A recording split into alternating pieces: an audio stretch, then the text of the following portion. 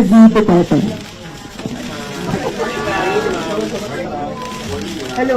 good morning. Okay na? Okay, sige.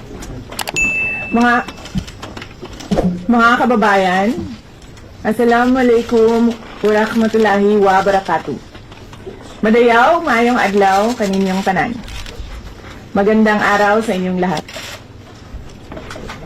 Sa mga nakaraang araw, marami ang humihingi ng reaksyon, komento, o damdamin. Damdamin ko sa issue ng impeachment na naihain laban sa akin.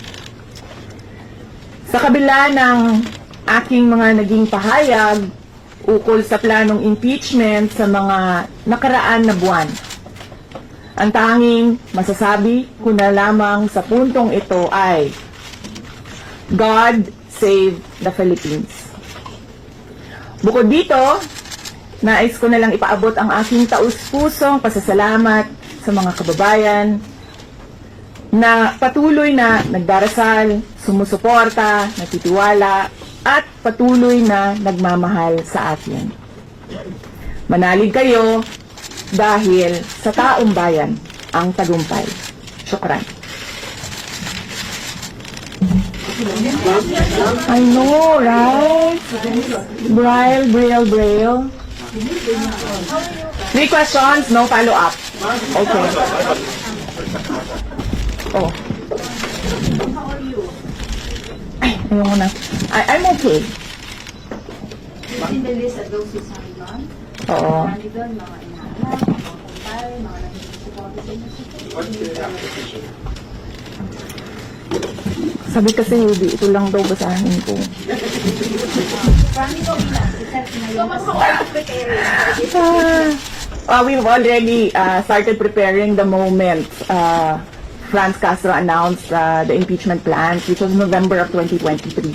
So November of 2023, there were already lawyers doing their work for the impeachment. So we leave it to the lawyers. Resignation is not an option. Resignation is not an option. Wala pa tayo doon, ma'am, na masyado pang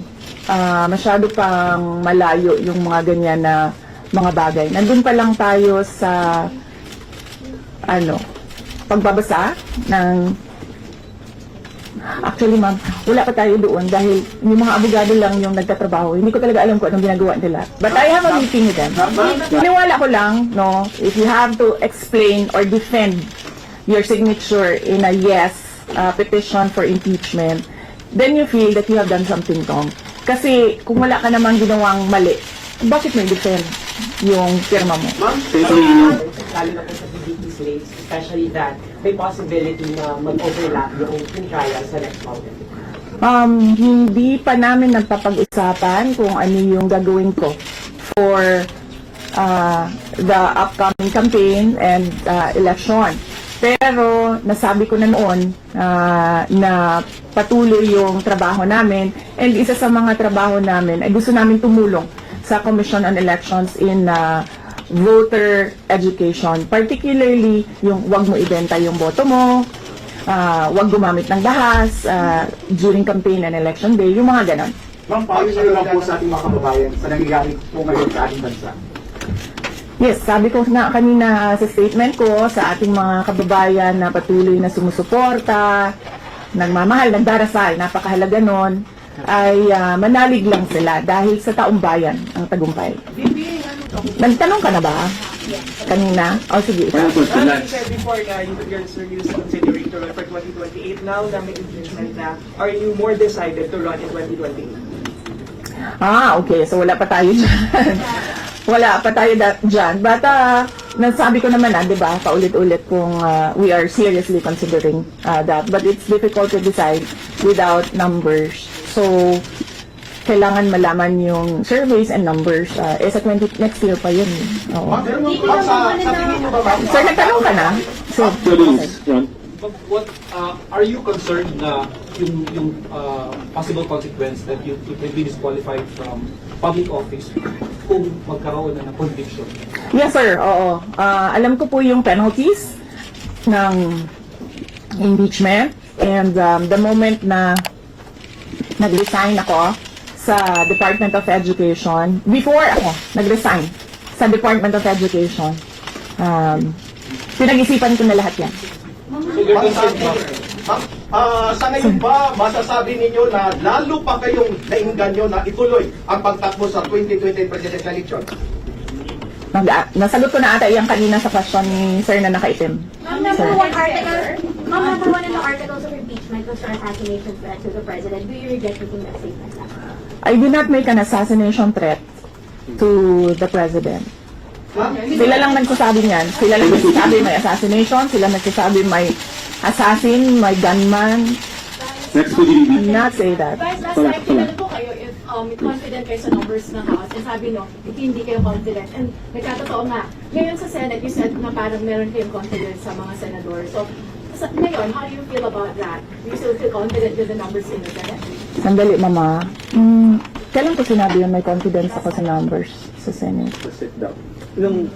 Ano exact na sinabi ko? Sorry, I cannot remember the exact words that I used. Parang confident kayo with regards sa Senate, sa mga friends and allies. Unlikely kung magsasabi ng ganyan ba. Pero I need I will answer that next How do you time. feel now sa Senate? Postpone, supposedly i-receive nila yung impeachment complaint the other day, pero nag-close sila kagad because of the last session. Well, that is their prerogative as a body, no? So, we have to respect the Senate kung ano yung desisyon nila. Dahil sila yung mga nandoon sa loob. So far, you feel assured about your allies in the Senate? We haven't talked. I have not talked to my friends in the Senate. Wala. Last question, please. Okay, ako may message po kay Senator Ivy. Bakit? Sabi daw po niya, post na impeachment daw po. Bakit kaya?